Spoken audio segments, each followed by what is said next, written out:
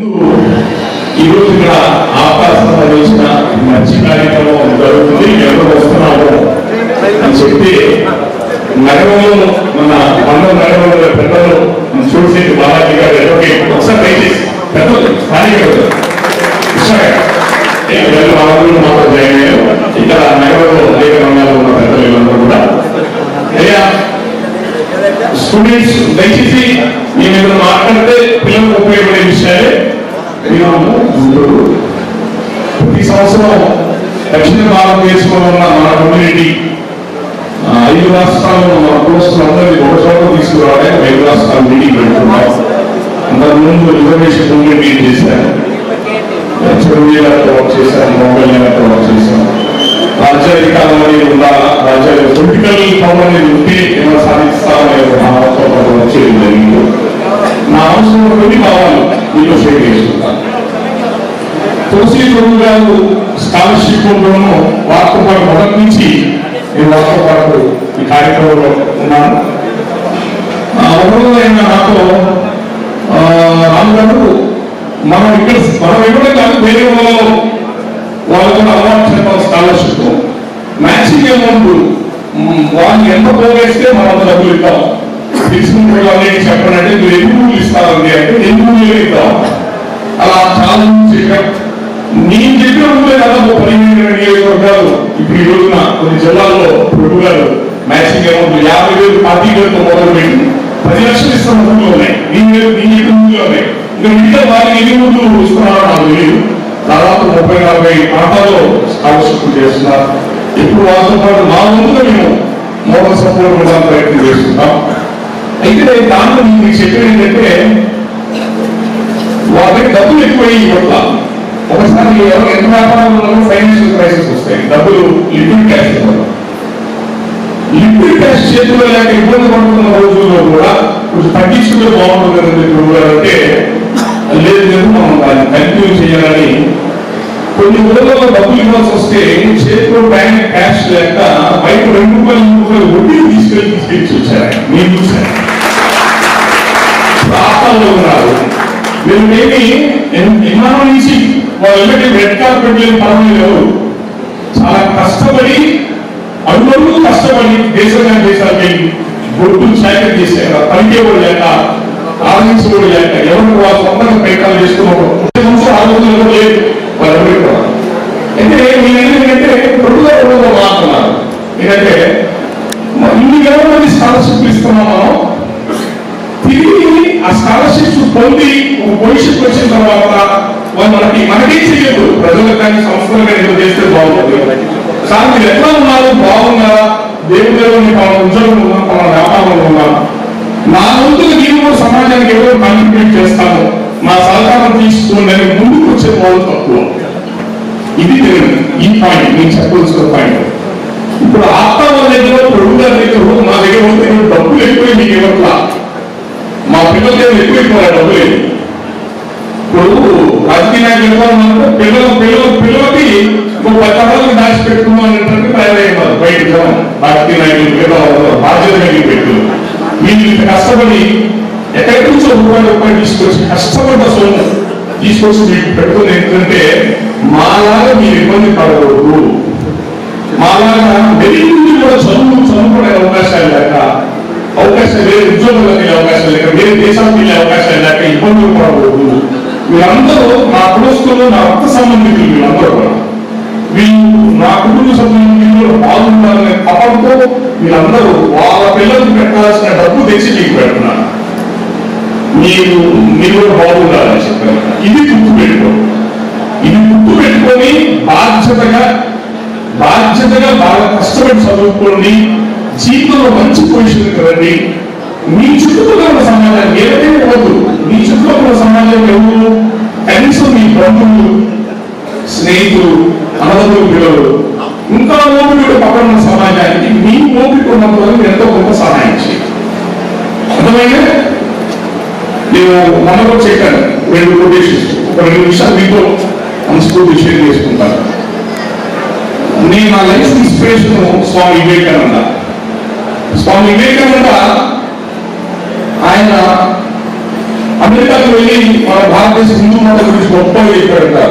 ఆయన ఏం చెప్పాడంటే, నేను నాకు వేరే మార్గం లేక ఈ దేశంలో ఉన్న దరిద్రం, ఈ దేశంలో ఉన్న బాధలు, బ్రిటిష్ గవర్నమెంట్ రూలింగ్ లో ఉన్న రకరకాల బాధలు, ఇవన్నీ నాకు ఆవేదన కలిగి నేను ఎంతమంది డబ్బు సంపాదించి సమాజానికి ఉపయోగపడాలనే తాపత్రయంలో నాకు అమెరికా సాధారణ వేదిక దొరికింది. ఆ వేదిక అమెరికాకు వెళ్ళి అమెరికాలో చాలా చోట్ల ఆయన ప్రసంగాలు ఇచ్చాడు. ప్రసంగాలు గమనించేవాడు, అనుభూతాలతో పెట్టుకునేవాడు. ఇండియా తీసుకొచ్చి ఏదైనా చేద్దామని చెప్పాడు. నేను అమెరికాకు వెళ్ళి డబ్బు సంపాదించడానికి డబ్బు సంపాదించడానికి కాదు, ఈ భారతదేశంలో ఉన్న తనవాళ్ళు సోదరులకు సహాయం చేద్దామని చెప్పని ఆయన చేశారు. ఆయన చేసిన ప్రయత్నమే ఈరోజు రామకృష్ణ మిషన్ అనే పేరుతో కొన్ని లక్షల మంది, కోట్ల మందికి అనేక సంస్థలు సహాయ సహకారాలు అందుతున్నాయి. నరేంద్ర మోడీ లాంటి వాళ్ళు కూడా ఆ రామకృష్ణ మఠం సంబంధించిన శిష్యుడే. నరేంద్ర మోడీ ప్రధానమంత్రి, ఈరోజు భారతదేశ ప్రధానమంత్రి కూడా. అలాంటి వాళ్ళ ఆశయాన్ని ఆ రోజు మనం వివేకంతో మొదలు పెట్టారు. ఈ రోజు ఆత్మ సంస్థలు వీళ్ళు అలాగే కష్టపడి దేశంగా దేశాలకు వెళ్ళి పక్కన కోసం వెళ్ళి వాళ్ళు ఎప్పుడైనా లేనప్పుడు మనతో పాటు సమాజంలో పథకాలను చెప్పి కష్టపడి ఇంత తాపత్రయపడి ఆ కష్టపడిన ₹2 కొంత తీసుకొచ్చి మన పిల్లలు మనకున్న మన పిల్లలు కూడా బాగు చేయాలని చెప్పని వాళ్ళు ప్రయత్నం చేస్తున్నారు. చాలా మంది అమెరికాకి వెళ్ళాడు, సభలో చెప్పాడు, చెప్పడం కొట్టారు జనాలంతా. ఆ అమెరికాకి వెళ్ళక ముందు తను ఏం చేయాలా ఈ సమాజానికి దేశం కోసమని భారతదేశం అంతా నడిచి తిరిగాడు. 4 రోజులు 5 రోజులు అనుకున్న రోజులు చాలా ఉన్నాయి. ఆయన 39 వయసుకి చనిపోయాడు. ఇంత బాడీ ఎగ్జాస్ట్ అయితే చనిపోయాడు. 39 ఏళ్ళు మంచి బాడీ ఉన్నాయి. ఈ దేశం కోసం ఎంతో కొంత చేయాలని తాపత్రయం. అంటే ఆయన చెప్తుంటాడు, they alone who live for us remaining are dead rather than alive. ఇతరుల కోసం జీవించే వాళ్ళే నిజంగా బ్రతుకుతున్నట్టు, తమ కోసం, తమ పొట్ట కోసం, తమ సుఖం కోసం బతికేవాడు వాడు బ్రతుకున్న చచ్చిపోయినట్టు సమానం అంటారు. ఇప్పుడు మీ ఇల్లు ఉంది, మీ పక్కన ఇల్లు ఉంది, వాడితో దొంగ నడుస్తుంది రాలేదు టయానికి ఉంటేనే పోతే వాడు ఆ టైం సహాయం చేయాలి కదా. అది దయచేసి గుర్తు పెట్టుకోండి. మీకోసం మీరు పక్కన కాదు, బాగా కష్టపడి చదువుకోండి, మంచి శిఖరాలు, మంచి ఉన్నత భవిష్యత్తు రండి, స్వార్థాన్ని పక్కన పెట్టండి, పక్కన సమాజానికి ఉపయోగపడండి. అబ్దుల్ కలాం గారు చెప్తారు, look aim high, small aim is a crime అంటాడు. పైకి చూడండి, ఉన్నత ఆశయాన్ని పెట్టుకోండి, ఆ ఉన్నత ఆశయాన్ని సాధించుకోవడానికి ప్రయత్నం చేయండి. చిన్న చిన్న లక్ష్యాన్ని పెట్టుకోవటం నేరం. చిన్న చిన్న లక్ష్యాలు అంటే పవన్ కళ్యాణ్ గారి సినిమా వచ్చింది, బెనిఫిట్ షో పెడితే బాగుంటుంది, ఈరోజు సాయంత్రం చల్లగా ఉంది, చికెన్ బిర్యానీ తింటే బాగుంటుంది, ఇవన్నీ చిన్న చిన్న లక్ష్యాలు. ఇవి కాదు, పెద్ద పెద్ద లక్ష్యాలు పెట్టుకోవాలా, వాటిని సాధించుకోవడానికి ప్రయత్నం చేయాలా. మీరు ఆ సాధించిన లక్ష్యాన్ని సాధించి మీ చుట్టుపక్కల ఉన్న సమాజానికి ఉపయోగపడాలి. ఈ జాతి, ఈ పాపులోనే తెలంగాణ పరిజాతి, పాపరే జాతి దక్షిణ భారతదేశం మొత్తం విస్తరించింది. ఇందాక ప్రభుత్వ మాట్లాడారు, మా తాతల గురించి చెప్పాలి, అరగైన పట్టుతుంది. తాతల గురించి చెప్పాలి. మా తాత, మా ముత్తాతలు సౌత్ ఇండియాలో మొట్టమొదటి మైనింగ్ వ్యాపారాలు తీసుకోవాలి. మొట్టమొదట 1902 మైనింగ్ వ్యాపారాలు తీశారు.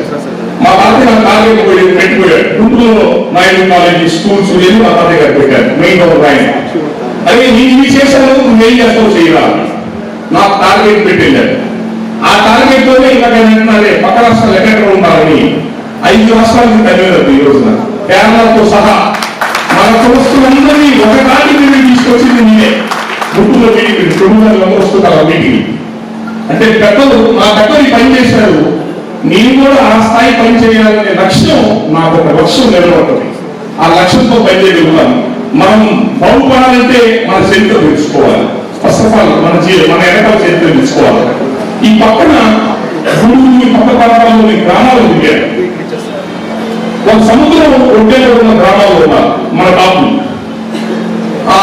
వాళ్ళు చూడగానే తేడా వచ్చింది. వాళ్ళ ఇంటి పేర్లు ఎందుకు చూడగానే, బాబు మీ స్వగ్రామం ఎక్కడ, ఆనగొంది అని పేరున్నవాడు ఏమన్నా, అసలు ఆ ఊరు ఎక్కడో తెలుసు ఆనగొంది అంటే.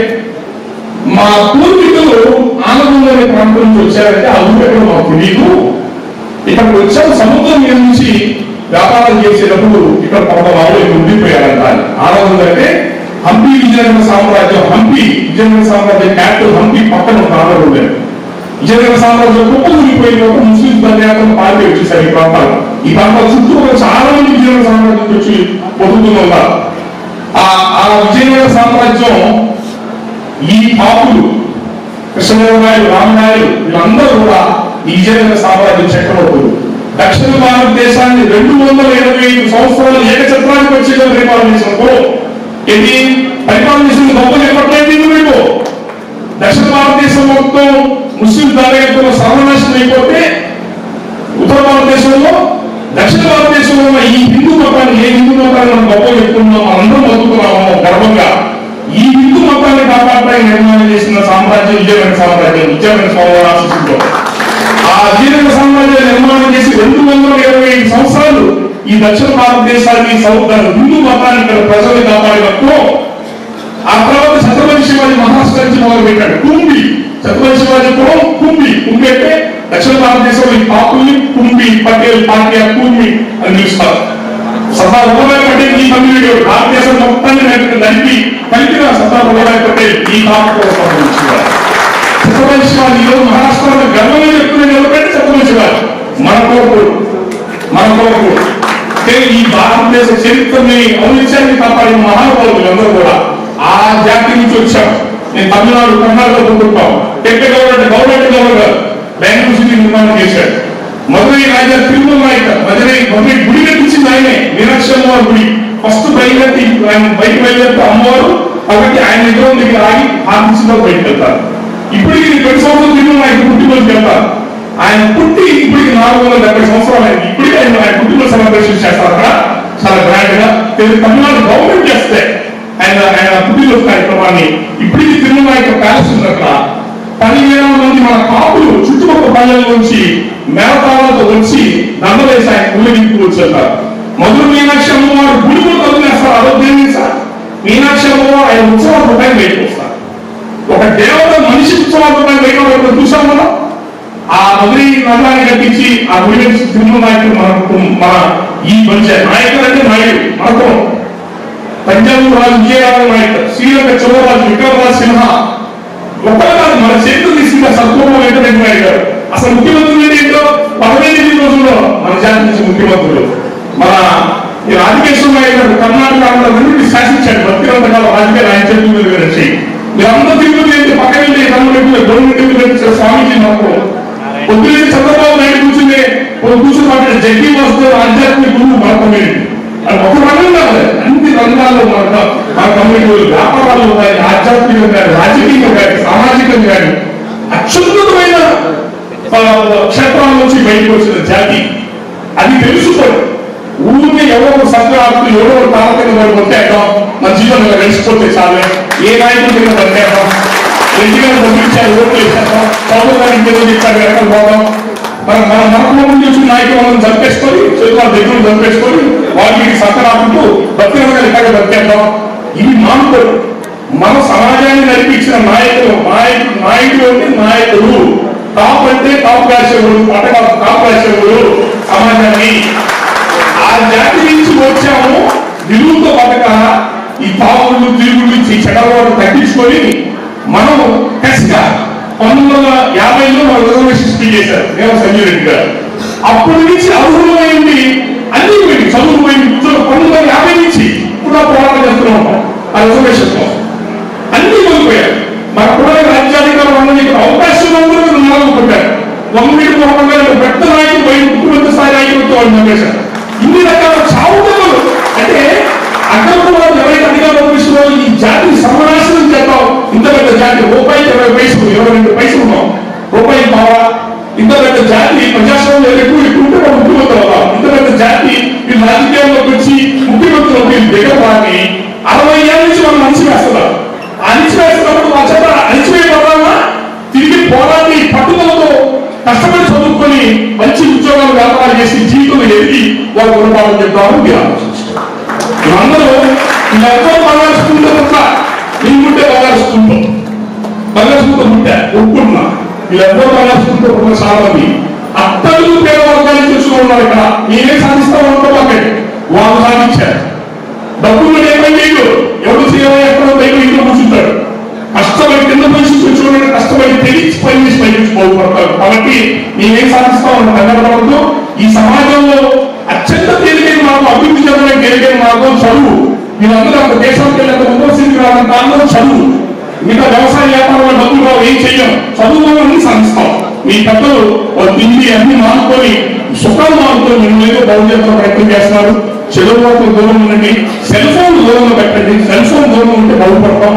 టీవీ సీరియల్స్ చెత్తా చదవాల దూరం ఉండి కష్టపడి చదువుకొని జీవితంలో స్థిరపడి అబ్దుల్ కలాం గారు, అల్లూరి సీతారామరాజు, మహాత్మా గాంధీ పెద్ద పెద్ద మహానుభావులు జీవిత చరిత్రలో అప్పుడప్పుడు చదువుతుంటే వాళ్ళ జీవితాన్ని వాళ్ళు ఎక్కువ త్యాగాలు చేశారు. మన కోసం ఏం కావాలని తెలుసుకోగలుగుతాం. జీవితం ఆదర్శంలో ప్రిన్సిపల్ లైఫ్ లీడ్ చేస్తూ మీరు బాగుండి ఈ కులం గౌరవాన్ని పెంచి పక్కన కులం దగ్గర తీసుకొని మీరు బాగుండి పక్కన కూడా సహాయం చేసుకుంటూ ముందుకు పోండి. మీరు ఎక్కడ మీరు బతుకుంటే జీవితం అద్భుతంగా చేయొచ్చు. ఇది గుర్తుపెట్టు. నా కోరిక ఏంటంటే మీరు రోడ్ల మీద దిగుతున్నప్పుడు, రైలు ఎక్కుతున్నప్పుడు, దిగుతున్నప్పుడు మీ ప్రాణాలు జాగ్రత్తగా చూసుకోండి. మీ తల్లిదండ్రులకి మీరు పంచపాలి. మీకేదో సముద్రాలు చదువు జరిగిపోవడం ఇలాంటి చేయొద్దు. మీరు ఆరోగ్యంగా ఉండి ప్రాణాలతో ఉంటే జీవితం ఎన్ని అద్భుతాలు చేస్తాం. కాబట్టి బయట రూపు పెట్టి రకాలు స్పీడ్ వెళ్తాం, ఎందుకు మాట్లాడి గొప్ప లక్షణాలు ఇవన్నీ తగ్గించుకోండి.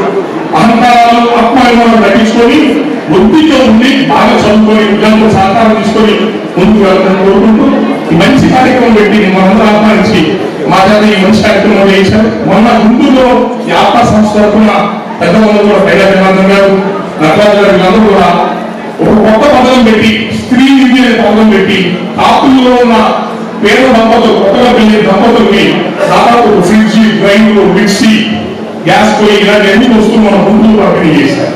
మేమందరం పోయించాం. మేమందరం ఏదో వచ్చి వాళ్ళని చెప్తే పక్కన మన్నాటాన్ని పోయా అనేవారు కానీ మేమేం నిలబడటం లేదు. మా సహకారం కూడా తీసుకోండి. మీరు ఇండియా కూడా డబ్బు బాగానే ఉంది. దయచేసి మీరు ఒక్కనే కష్టపడిన డబ్బు వలసద్దు. మా సహకారం తీసుకోండి. ఒక్కరి గుర్తు పెట్టుకోండి. వేరే కులాలు అమెరికాకు పోయినప్పుడు వాళ్ళు స్థిరమైన వరకు ఒక అపార్ట్మెంట్ అన్ని జాగ్రత్తగా చూసుకునే ఉన్నారు అక్కడ. మన వాళ్ళు అమెరికాకు చూసుకునే లేదు. అలాంటి కష్టాల నుంచి వచ్చి ఇందులో సంవత్సరం పెట్టి మన వాళ్ళు కూడా అమెరికాకు వస్తే జాగ్రత్త చూసుకుని ఉన్న ప్రయత్నంలో మంచి వ్యవస్థ నిర్మాణం చేసి ముందుకు వెళ్తున్నారు. వాటిని సద్వినియోగం చేసుకుని అందరూ ముందుకు వెళ్ళి తెలియజేసుకుంటూ ధన్యవాదాలు. Thank you.